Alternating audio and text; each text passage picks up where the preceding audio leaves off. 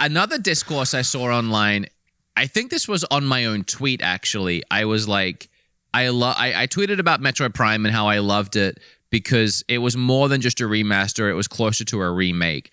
And then there were literally, like, you upset a nerd, and they will be pinging your Twitter for the next week. Like, I'm constantly getting re-mentioned in this discourse that several people are having about whether or not it's a remake and if it's okay for someone else to call it a remake and to not hurt my feelings because I just wanted to make a statement. And that's such nerd shit. Like the nuance between a remake and a remaster. Like, just because they said it's a remaster, we have to call it a remaster. And then it starts divulging into, like, I'm not arguing, I was trying to make a point. And then, you know, like, oh, why did that guy block me? You know, it's a whole thing. But we, on an episode, even talked about how it looked like more than a remaster and it was a remake. And then, once again, either you or Hannah, I'm assuming you? No, I put this, I put, somebody, so during my other podcast, somebody linked me this Reset Era article that, not article, a guy posted on Reset Era in 2019. And he talked about how they're making the Metroid Prime trilogy, because that's been rumored for a long time. We knew that they've been working on a Metroid Prime trilogy. This guy posted, hey, I know I'm close to the development. I'm sick of people saying misinformation.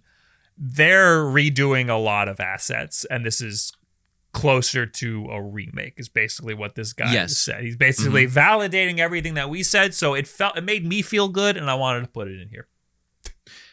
So it's a very long thing. It's very long, but I'll read a little snippet. It was designed from the beginning as a full asset remake of the original Metroid Prime trilogy. They didn't want them making any changes to the design. They just want a one-for-one remake of the original games with new art built to modern standards, down to them even reusing the original collision meshes and just replacing the art. And that was... They didn't want to mess with perfection, was the next sentence. And that was exactly what we were saying when we were watching the trailer. That I kept saying, like, these animations are one for one. Like, they have not touched or remade these animations or these cutscenes or any of this. And yet all the assets and all the things that are being used in them look completely new, completely different. Yeah. And I remember you said they probably are just reusing the old animations or whatever it was you said, and just with the new. That's usually the telltale sign of a remaster versus a remake, is the animations. Like, because old animations, you can tell they're like janky and weird.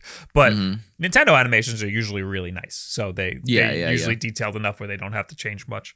And they did change some of the animations, but a lot of them. Most of them are pretty much the same, but they did change a lot of assets and stuff, which puts it in that line between remake and remaster.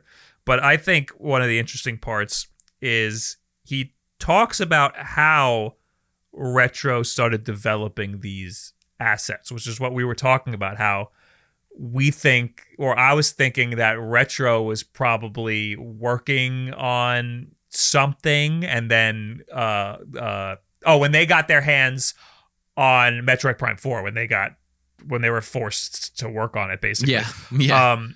They were probably already doing something with the assets of the original Metroid Prime to, like, bring it up to modern standards. And then they were like, oh, we have all these assets. Here you go, Iron Galaxy. I think it's Iron Galaxy. Here you go. You finish the remaster or whatever. It says right here, just so people understand what this is and what it isn't, I just want to clear up the history here so people can make accurate judgments about this project and whether it's worth their money. To start, every rumor that's supposedly leaked about Retro the last several years has been complete bullshit. The stuff about them doing Star Fox Grand Prix, remember that? And Labo stuff was complete bullshit. The only thing that was accurate was the rumor that about the project they've been working on since Tropical Freeze released was canceled. That was true. I don't know what the hell they were talking about. After that, Nintendo had them start working on this project, the Metroid Prime trilogy. It was designed from the beginning to be a full asset remake, which is what you said. Yeah. And then an interesting thing I just read is you even compared it to Demon's Souls, that remake, and how it was similar. Right at the end here, he said, there's not any new added content to my knowledge, but all the art assets have been completely rebuilt from ground up, a la Shadow of the Colossus / Demon's Souls remake. Hell yeah, baby. This is from 2019, baby. I'm sorry. It's from 2021. It's from 2021, but still. 2021. We've been on fire lately, I feel. Woo! Just absolutely smoking it. Yeah, but at the point industry insiders right here. What do you call that? Or industry, what do they call that? Industry psychics? Sure. There you go. That's the new term. We need a shirt. Yeah. But at the point where this guy's saying they wanted a 1-for-1 remake, like that's what I was and we were trying to say. It's a remake. It's a 1-for-1 remake. So I don't know what you want to call that. I don't know where you want to find the terminology here, because I know remake implies something like Resident Evil 4 remake. I mean, they officially call Last of Us remake. They officially call it a remaster. So they're calling it a remaster, but I think that is because of the confusion around all the terminology, and if they had called it a remake, people would have expected way too much from it. Right. They would have expected it to be like Resident Evil 4 remake. You would have been like, oh, this was a lazy remake. Yeah. It's not a lazy remake. It's an impressive remaster. Yeah, I'd like to call it a remake, but they called it a remaster, so we have to just use the terminology that's on the box. Fair. But it is more than a remaster. You can't expect other games with the label remaster to look this good. I think the terminology here would be 1-for-1 remaster. I think that would be what you'd have to, because it's more than a remaster. No, 1-to-1 remake.